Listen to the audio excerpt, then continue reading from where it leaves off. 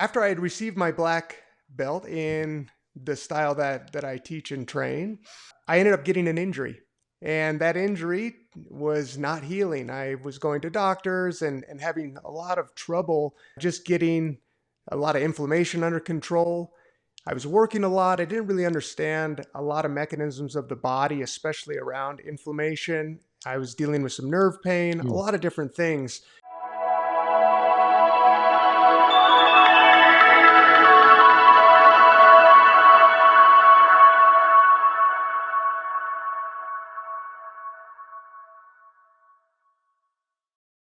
Hi, everyone. I'm Dr. Goel from Peak Human Labs, and today I have Matt Soule with me. Matt is a US based author, speaker, and professional instructor focusing on leveraging the key pathways of stress using tools that develop peak potential. His early exposure in childhood to domestic violence was the initial spark which motivated Matt to seek methods to combat stress, eventually culminating in becoming a martial arts school and owner and a Wim Hof Method Level 3 trainer. I think you're going to really enjoy our talk with him today. We're going to hopefully even learn how to do the Wim Hof Method and learn about all the impact, the positive benefits of that method on your stress levels. We'll see you on the other side.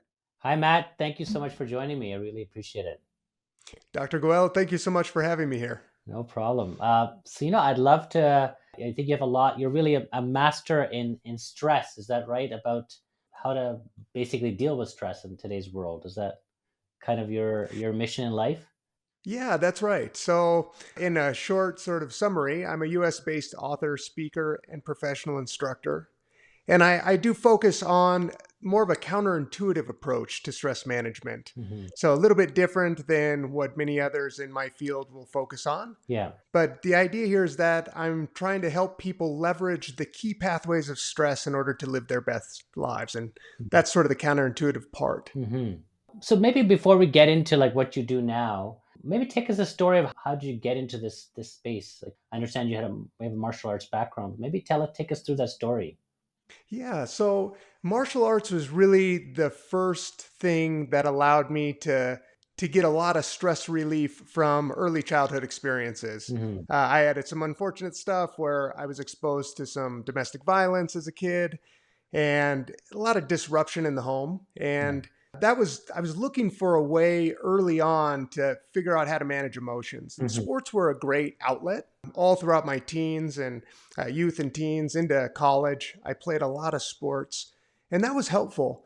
But really, when I dug deep into martial arts, I found like the biggest stress relief that I could imagine from a lot of those early circumstances. Hmm. And so I began to share that. I began to train that a lot and became an assistant instructor at a school that I was attending at the time.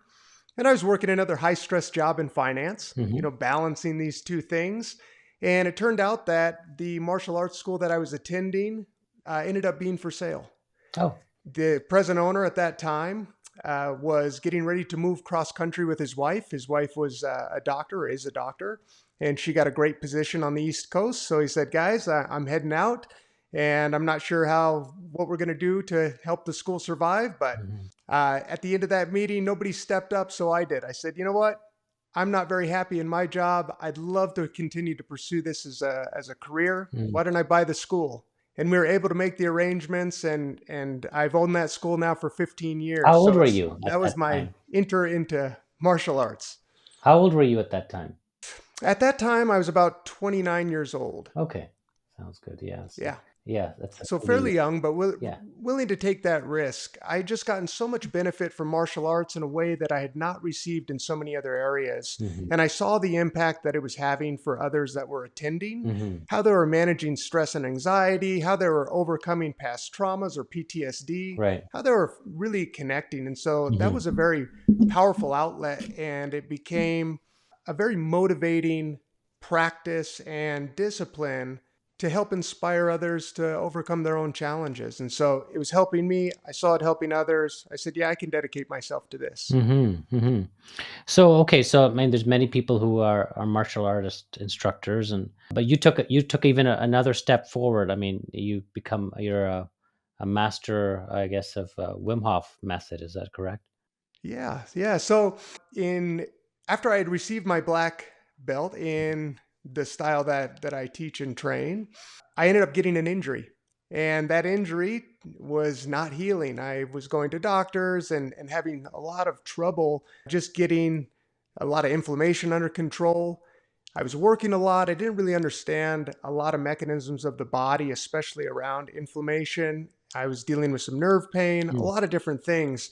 And I wasn't stopping working. I was a or I was a father, rather, not a single father at that time, but I was a father of a family of four. I was mm, the sole income earner. And so I was really pushing myself and not resting enough.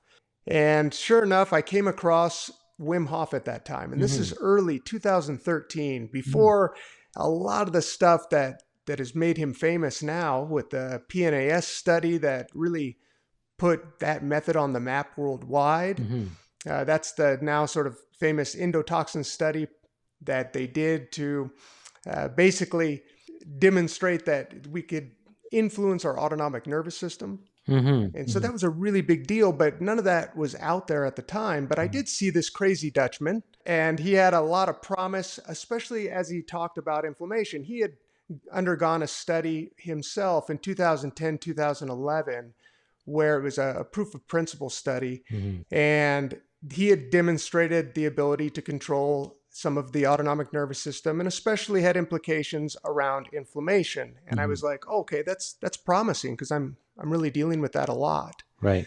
And so I started to investigate, and that was my initial entry into the Wim Hof method. I ended up becoming one of the first part of the first group of U.S. instructors in that method, and it's been just a wild ride ever since. Right. Okay. So the idea of the breath, I mean, so you just kind of stumbled upon it? Like, how did you, I mean, I know already breath is an important part of martial arts, but how did you come to realize that breath was that important to healing? Well, I had a background from some of my other martial arts training in a practice called Qigong, and there's a lot of breath work in that. And there's a lot of breathing exercises within the martial arts domain, as you mentioned, just Mhm, in general. And so I'd learned a variety of practices that I'd been using, but the Wim Hof method was like a skeleton key. It really unlocked a deeper understanding, stress and physiology, especially guided through the breath. mhm, And I'm hopeful that I can take your listeners actually through some exercises specifically to help people really understand the simplicity, but also the power of this type of breathing. There's tons of YouTube videos out there. There's lots of information on the Wim Hof method at this point. But I've been training instructors for the Wim Hof method, I think, over now 6, 7 years. I've trained several hundred, and the same questions keep popping up. So that tells me that there's still a gap in maybe an understanding about what to do or how to apply it. So, but as a basic function, the Wim Hof method really is getting us back in touch with our bodies and allowing us to steer our nervous systems very specifically, right? So we can steer ourselves into a stress response and recover. And as we do that with the breath specifically, in a single session, we start to balance this duality between action states and rest states. And we start training the system to every time I hit a stress response, I can immediately go back to rest. Because what often happens, and you probably know this well, doctor, is mhm. that many of us rise to the stress occasion, right? We're able to get into the hustle and bustle of life, whatever that means, in our own specific areas. What's really difficult for people is to get out of that state, especially quickly, right? Sometimes that stress can last for, a short time, but often it's into this stress recoil where it continues to go on and on and on. And so if we can access these different states specifically through the breath, we can retrain the body and we can give it nourishing things like a ton of oxygen, just oxygen load. Or we can train the other side, which is that oxygen deficit side, right? Mhm, So there's mhm. lots of stuff that we can play within a very simple practice. Right. Okay, so I mean, maybe let's just start with the experiential part now, 'cause I'm sure I'll have enough Sure. questions, but let's just begin with that. So maybe take us through what is it? Yeah.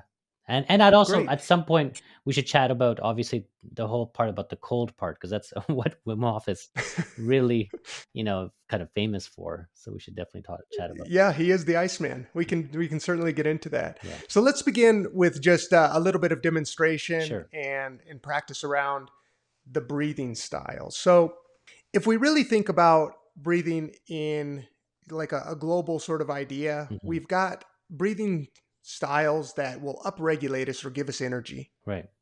We've got another one that will downregulate us or make us calm. And then we've got sort of a third category, which is coherence, and that's sort of even breaths. Mm. And if we understand those three broad categories, we can literally access the hundreds of thousands of different types of breath work or protocols or anything else. Hmm. Well, the Wim Hof method kind of fits in a dual category. It's got both the energizing and upregulating side, but it Hmm. also has that downregulating side. Hmm. And that's what makes it pretty interesting. So from the understanding, what we're trying to do when we're taking a series of deep breaths. So Hmm. the actual basic protocol is broken up into three parts. Let me Okay. start there actually. Okay. So the first part is just a series of deep breaths, and we're looking to access the full capacity of the inhale on each breath. So we're starting low in the diaphragm, really Right. filling that cylinder up, expanding up through the ribs, and then letting go. So the exhale is very passive. So let's Mhm. do 3 to 5 breaths Sure. just like Let's that to do that. demonstrate. Okay. So we're going to breathe in, really get big, and then just let go.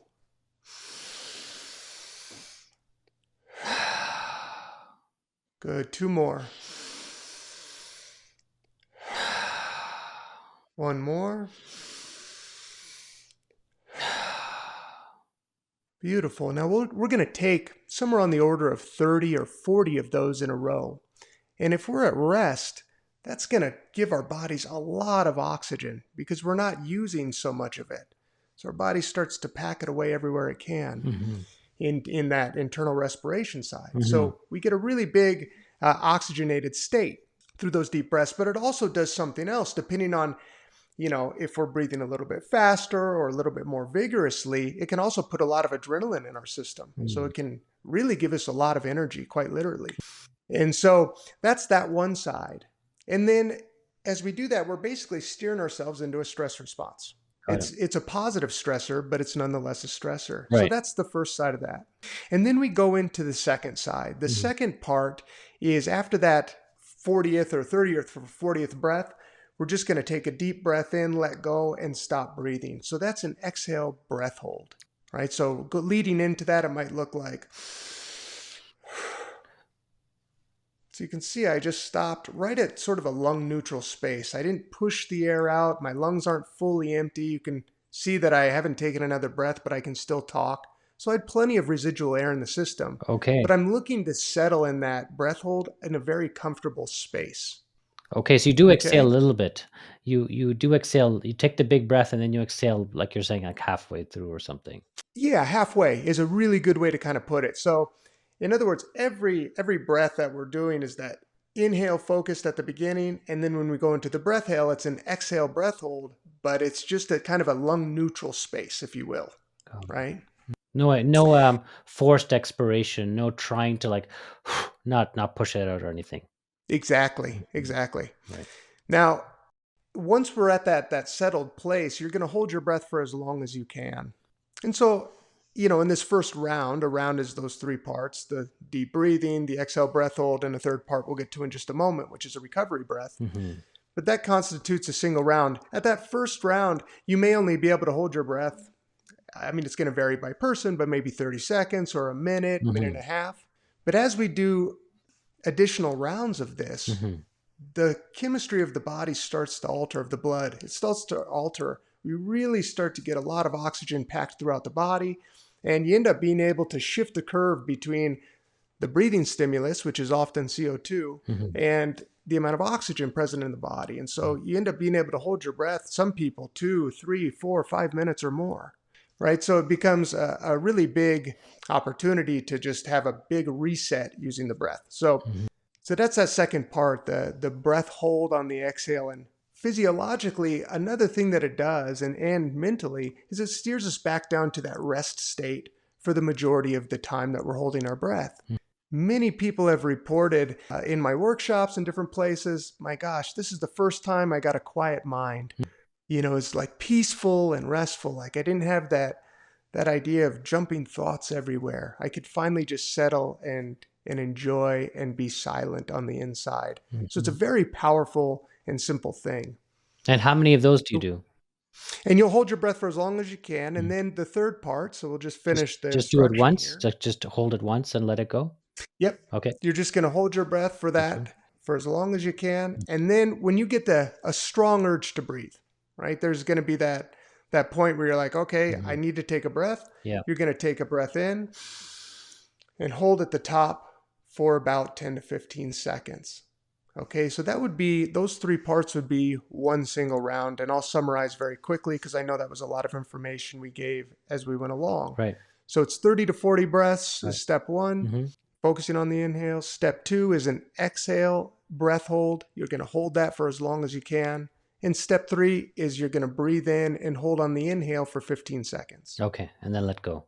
Yep, those three parts constitute one round. And Mhm. as soon as that 15 seconds is up, you're going to go right into round two. And if you can do, most of the time, a typical daily practice would involve maybe 3 to 4 rounds of that. Do these things happen all at once? Like you're saying, like you could do 4 rounds all at once? Yeah.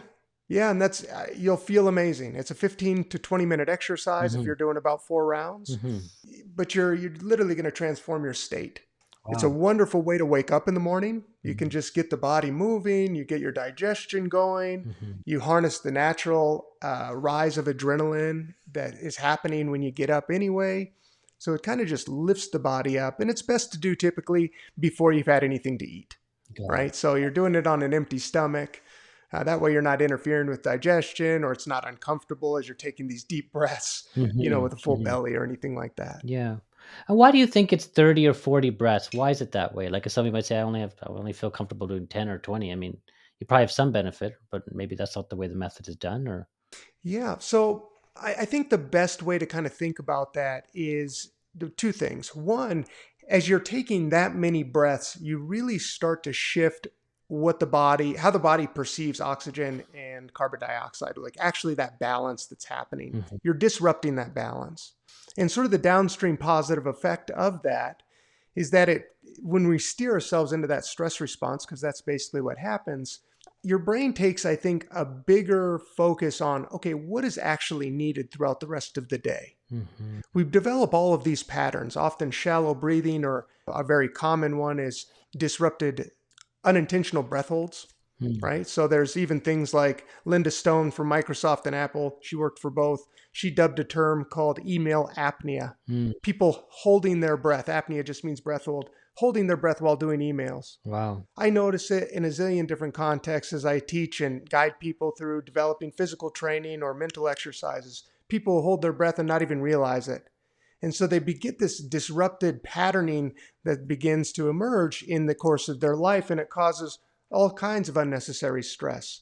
And by going through a series of deep breaths where you're very intentional and overloading the body goes into an acute stress response and it goes, okay, afterward, what do I need to shift, change, or reestablish? Mhm. And so I think that's the power of actually getting outside and doing a little bit more. 10 breaths is just not going to be enough Got it. to really stimulate the brain to rise to the next occasion. I mean, just by you talking about this, I'm noticing my breathing is, is not as relatively shallow, and I'm potentially holding it. So, I mean, for the Yeah, listeners out there and viewers, I think they're probably doing the exact same thing and thinking, "Oh my God, I'm not probably breathing how I could be breathing." There's a lot of anxiety. it's really You're common. saying is we're in a chronic stress response because we're not breathing properly. Yeah. And so, the body benefits from acute stress. That's shortened duration Hmm. so that you get this nice high rise and a quick recovery. That's ideal. But the chronic stress happens from all sorts of patternings that extend the stress over a very long duration. Hmm. And so, you can imagine that if your day is filled with a combination of shallow and short breathing, where your body is kind of starving of oxygen, and breath holds, which is rising CO2. And we know that CO2 is an independent anxiety producer, right? It's going to increase anxiety in the body tremendously. And so if you've got this high level of CO2 and this disrupted breathing pattern, you're going to have issues. Mm-hmm. And then you get to the other side where eventually you even struggle to have any sort of CO2 tolerance, any basic tolerance of CO2. So you're constantly getting these breathing triggers. Mm-hmm. So Mm-hmm. it's a totally mismanaged system. Right. If we can actually go back and start to lay down new patterning, the body just ends up resting easier. You get a lot more oxygen to all of your cells. It's a much better way to live. Mm-hmm. No, that makes a lot of sense. How would you compare, the Wim Hof to other breathing, traditions like, yogic breathing, and you hear about breath work. People they seem different, but I'm just saying that. For sure. You must have experience with some of these other traditions and exercises. Yeah, there's quite literally thousands and thousands of different types of protocols or breath work, right? Pranayama, for example, found in the yogic disciplines. There's tons of protocols even within that. But I would say some of the differences. So the Wim Hof method encourages both nose and mouth breathing. Yeah, that And was my next. that's quite different Yes. than many other disciplines. There's several that in yogic disciplines or martial arts contexts that will use the mouth as an exhale, but very few encourage an inhale breath using the mouth. And there's some good reasons for that. The nose naturally warms and moistens the air. It captures more nitric oxide in the paranasal cavity. It filters the air. Lots of good reasons. It's got natural resistance built in, so you access a deeper breath using the diaphragm more with the nose. So nose is it's a calming effect. It taps you into more of a resting response as you use it. So lots of reasons to use the nose, but not all mouth breathing is equal, right? So I always like to say that the nose is like a stabilizer and a seeker, and the mouth is like an instrument, right? So you can imagine playing a wind instrument, Mhm. and if you didn't know how to play, you wrapped your lips around, say, a flute or clarinet, or even tried to play a big didgeridoo, something like that. Well, if you didn't know how to play it, there's no sound that's going to come out, right? You got to purse your lips the right way. You've got to control the space between your hard and soft palates. There's lots of nuances to it, placement of the tongue and so forth. And then you can play beautiful music. Breathing is like that as well. If I open my mouth and throat and try to take a breath, I can hardly get oxygen into the system. The pressure difference between the lungs and the outside air is just not enough. The muscles are just too open. And that's why the nose tends to be a better option for just standard breathing as well. It's just that natural resistance, but you can create resistance in the mouth. And so what's nice about that for the context of the Wim Hof method is if I can breathe with the nose and mouth together on the inhale, I can maximize volume and actually increase the stress response positively during the breath load, during those 30 to 40 breaths. And so that I can pack oxygen in the body, I can really steer myself high, and then during the breath hold on the exhale, I can bring myself down. And so what ends up happening using that is I end up raising the ceiling of what my body's capable of tolerating, and I can end up lowering the floor because I'll end up holding my breath for a lot longer as well. And so I end up getting this really big difference between the two ends. Mm-hmm. And you can develop incredible adaptability, I would say. So, just to clarify, so you're saying on the inhale we can use both the mouth and the nose, and on exhale we can use mouth and nose as well. Is that correct? Sure, if you want. Okay, Yep. makes sense. And you had mentioned before about the studies, and I'd like maybe just take our viewers a little bit through that. Left, has there been testing looking at impact on stress hormones and or potentially inflammation markers using Wim Hof breathing? And we talk about the cold yet, but that'd be great if you Yeah, can. absolutely. There's actually quite a few there, and they're obviously studies are expensive and difficult to do, especially large scale studies, but there's been a number of them over the years. What they found in the original sort of N of one study with Wim Hof back in 2010, 2011 was he went through a procedure where he was basically claiming that he could influence part of the nervous system that tends to be automatic, right? The Right. stuff that governs our heart rate, our digestion, our hormones, that sort of thing. And what he was saying is, I can voluntarily do this. And so this is in Radboud University in the Netherlands. They were taking people through injecting them with an endotoxin which basically stimulates a very strong immune reaction. People get sick, they have, fever, diarrhea, headache, that sort of thing are common symptoms. Right. And once that's processed through the body, everybody comes back down, and there's inflammation that's part of that process. Well, with Wim, when they injected him with the endotoxin, he had a very different shift in both inflammation markers. So in the blood markers, they saw that his anti-inflammatory proteins went up, his pro-inflammatory proteins went down, and he didn't have hardly any other symptoms that everybody else had. He had a very mild headache for about 10 or 15 minutes. Mm-hmm. And they were quite shocked about this. And he had done some of the breathing exercises. They tested independently for the breathing, the cold, and then things together. Right. Well, if you're an N of one, as you know, you're disregarded. So they wanted to repeat the study. And what they did is they gathered a group, 12 in the control group and 12 in the test group. And this was in 2013, 12. And they ended up publishing, I think, in 2014 officially, where they basically took everybody through that same process. And what was remarkable about that is the test group that got to train the Wim Hof method didn't have to train for years and years. In fact, they only spent 4 days with Wim. That's it, 4 days. Wow. Okay. Where he trained them in the method, and then they trained for 6 days on their own. So a total of 10 days. And they were able to effectively repeat the same study, repeat the same results rather, where the test group had, higher adrenaline levels. They normalized cortisol much faster. We can talk about what that means and why that's so important. But that's one piece. They had the higher anti-inflammatory proteins. They had the lower pro-inflammatory proteins. They felt better subjectively.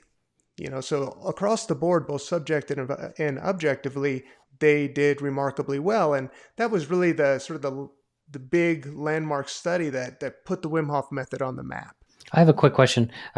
So you're saying that these people could within 10 days basically already have these positive results by doing the Wim Hof method. So something like when people start up, let's say meditation, it seems to take like a year or two to get to some type of level of expertise that could have a impact. But what you're saying here is that people see these results pretty quickly, and that you don't need to practicing years and years to get those types of effects, health benefit. That's exactly right. Yeah. And so I think that speaks to the power of this method. It's simple enough that somebody can learn it in an afternoon in a 4-hour workshop and be able to apply it in their life and get benefits literally that day. So that's pretty remarkable. And what also happens is that over the course of the training, people also develop incredible skills and nuanced skills that keep emerging. I've watched people transform everything from how big of a breath they can take, to how easy their breath moves, how flexible their body becomes. Actually, improved flexibility, improved vascular response across the board, better at meditating just in general. So a lot of different mental and physical benefits emerge over the course of training, but the results and things that people can experience start at day one. That's pretty cool. And I think that's why it's grown like wildfire.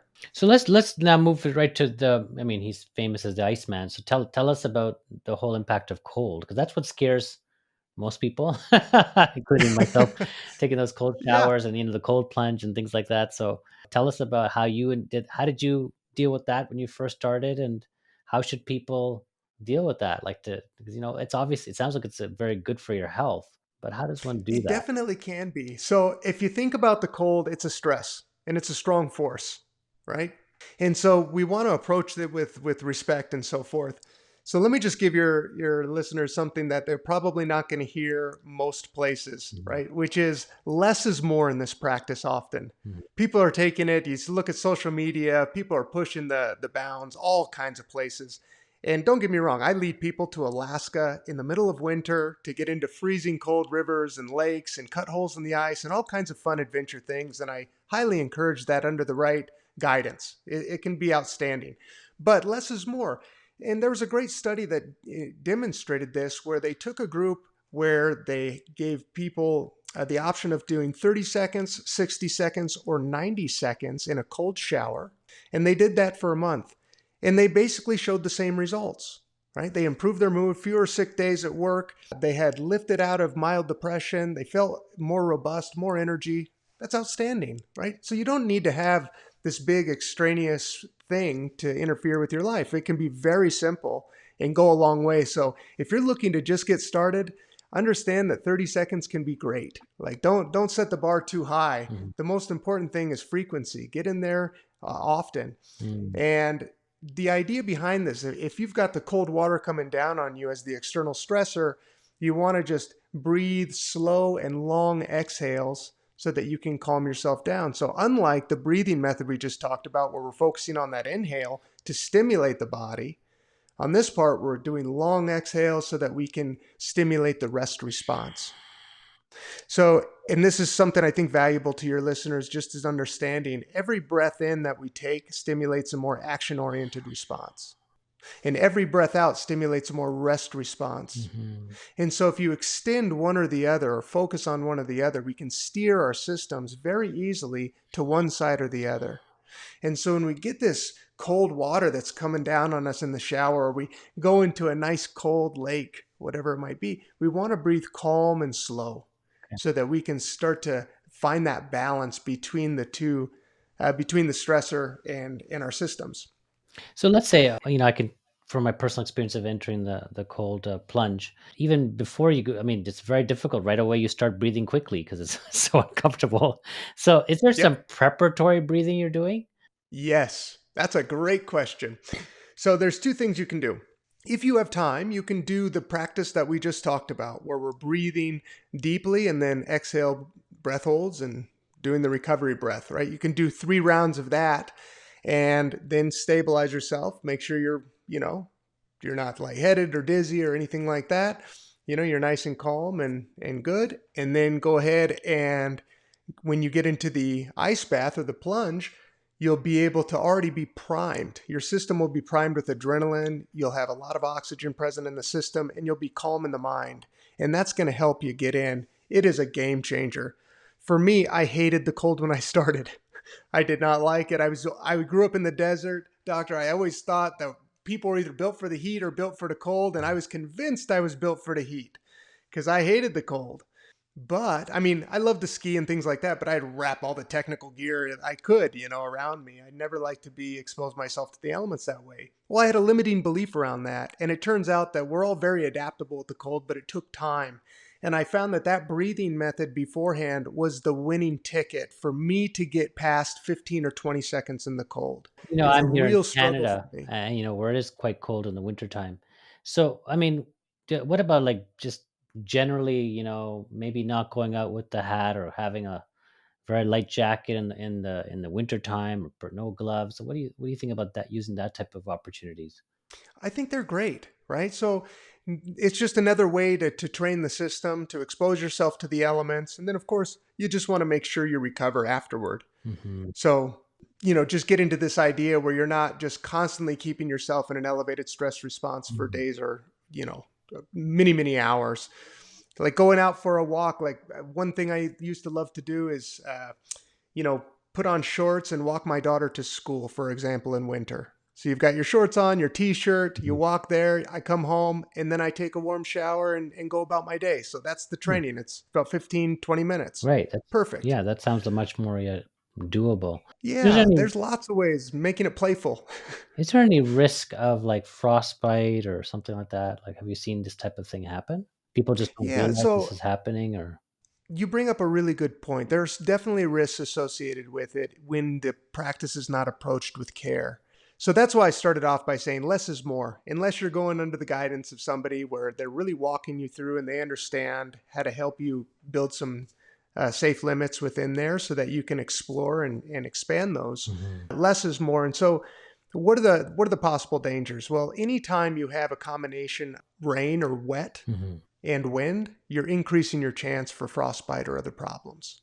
So anytime that includes sweat. So if you're sweating, for example, or if you went into the water, it was, especially in Canada, you get out and you stay wet and you're walking and you're keeping an extended time like that, you're going to have big problems. Mhm. You're going to get a lot of heat loss as well, but you're also going to expose your tissues to potential problems.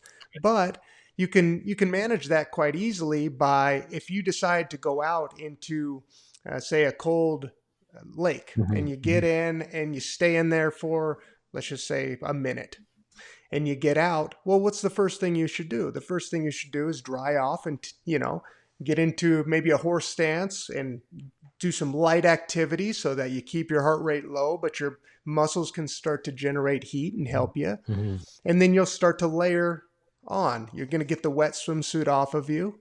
And the speed at which you do that changes based on conditions, and if you have an external heat source present, for example. So last year, for example, we had in Alaska at my annual retreat. I take people there every year. It's a wonderful adventure retreat, and we do some of the best cold training in the world there. And it was cold. We had our coldest year by, I'll do Celsius since you're in Canada, about 25 degrees, right? It was a Wow. lot. Yeah. So it was about negative 25 Yeah. Celsius, negative 29 Fahrenheit. And it was very cold, but we were able to play throughout for a couple of reasons. One, we were never exposing ourselves for longer than, I don't know, I think at the longest maybe 15 minutes, outside, between outside and in the water. And we also had saunas on site. Yeah. So you're getting done with that. You get in the sauna, you warm up, you go back out, you do another round of Mhm. the cold immersion. Right. And so when you've got conditions like that, you've got some different ways to play. But if you're just doing cold by itself, yeah, you're going to need to take some extra precautions. Generally, people, I think, can overdo those, the perception wise. Mhm. Like if you're going to walk your child to school or something like that, as I mentioned, it's pretty easy. I mean, if Yeah. it's a 15-minute deal, you're not going to get frostbite like that. Right, right, right. You brought up next point I want to talk about is the use of sauna.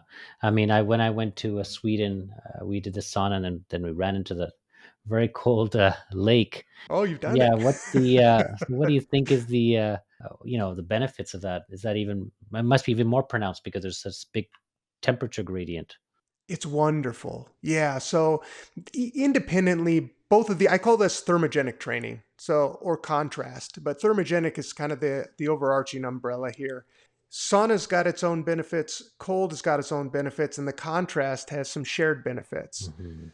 So I think one of the best things you can do is contrast therapy like this, Mhm. is mixing the warm and the cold. Although I do encourage people to still practice some of these independently, because it allows the body to do a little bit more of the work on its own, to either heat up or cool down, and that can be beneficial as well on its own. But generally speaking, if I had to choose, I would do a lot more contrast than anything. It's quite wonderful.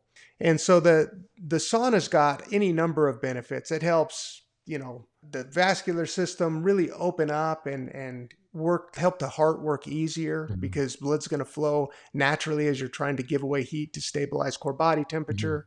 You get what's called heat shock proteins, which help repair the cells. It's like little chaperones of the cells to help repair them. You're going to you stimulate all of your sweat glands. You're going to detox a lot. In fact, I'll tell you a quick story. I run a lot of these kind of things where I set up sauna and cold plunge any number of places, and I happen to have a firefighter on site, Mhm. and he had noticed that after an outing where they had to fight a fire, even though he had all the protective gear on, when he sat in the sauna, he was sweating out black. Wow. Right. So just basically all of the soot and stuff that gets absorbed by the skin. The skin is very porous, as we Right. know, right?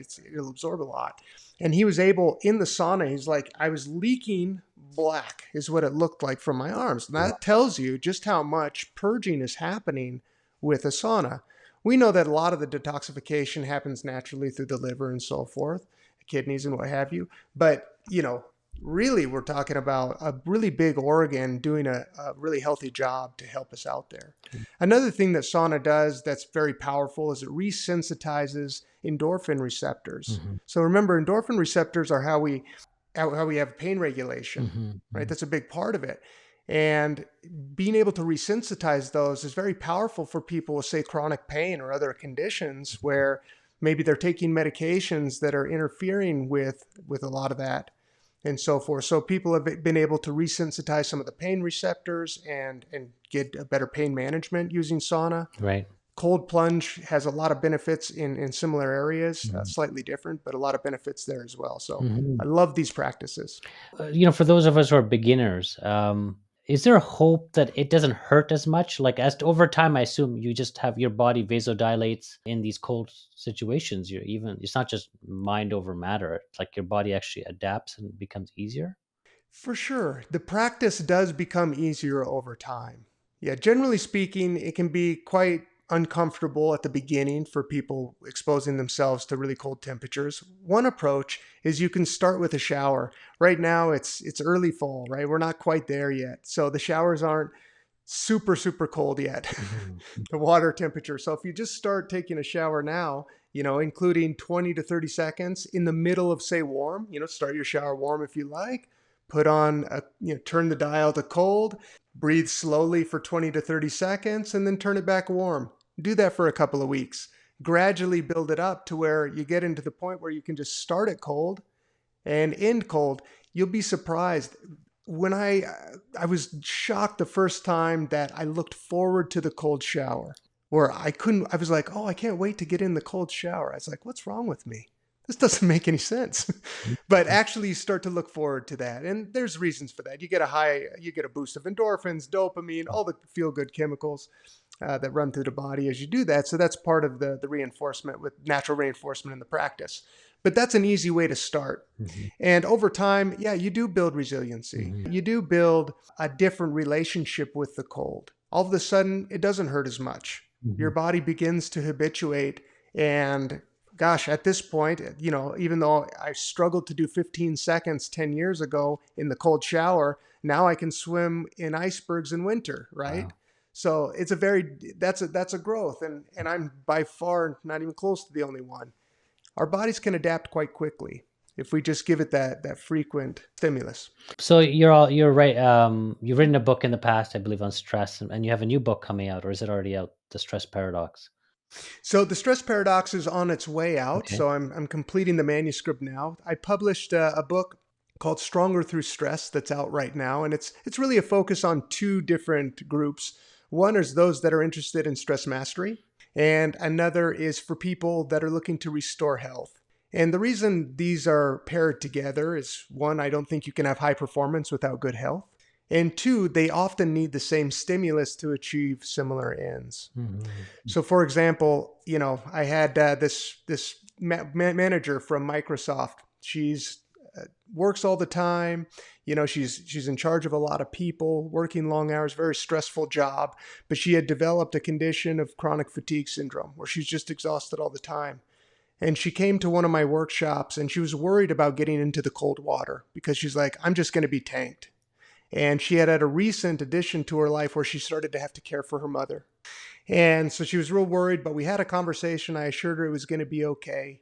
And she came to the workshop. She did the ice bath. She did amazing, right? She felt great, exhilarated. And we talked afterward, and she said, I have no idea how I'm going to feel tomorrow, but today I feel great. I said, why don't you give me a call? Let's check in. I knew she was going to be, I had a very good chance that she was going to be okay because of past experience, of course. Mhm. Next day she calls, she's like, I got the best sleep I've ever had. I can't believe it. I had more energy to care for my mom today. I feel amazing even the next day. Wow. Right? It's that kind of thing. So she's got this debilitating chronic condition, and yet with the right stimulus, you can start to restore health.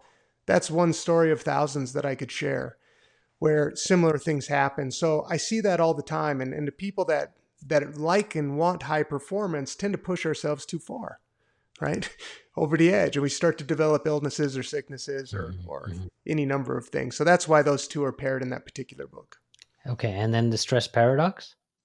The stress paradox at its core is really about helping people in a very simple way to turn daily stress into daily strength, right? Choosing the right stress, not overdoing it. And for all of us, that looks a little bit different.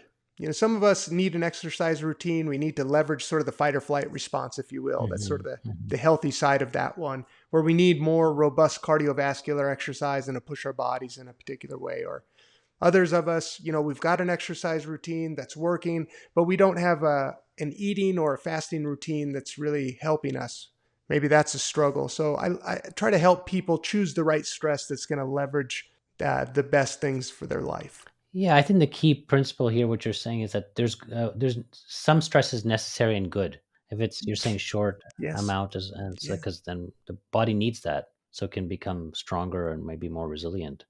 Yeah, it's like a tree. If a tree doesn't have enough wind, Right. it's not going to develop strong roots, Hmm. right? So we need to have a little bit of stress, but we just don't want to have too much. And trying to find the sweet spot, I think, is the biggest challenge for people. Yeah. And I think by understanding which stressors to choose, what are going to give sort of the biggest return for the time invested, that's really the art of the practice. It's like, okay, how do I select these for my life to make sure that this is going to work?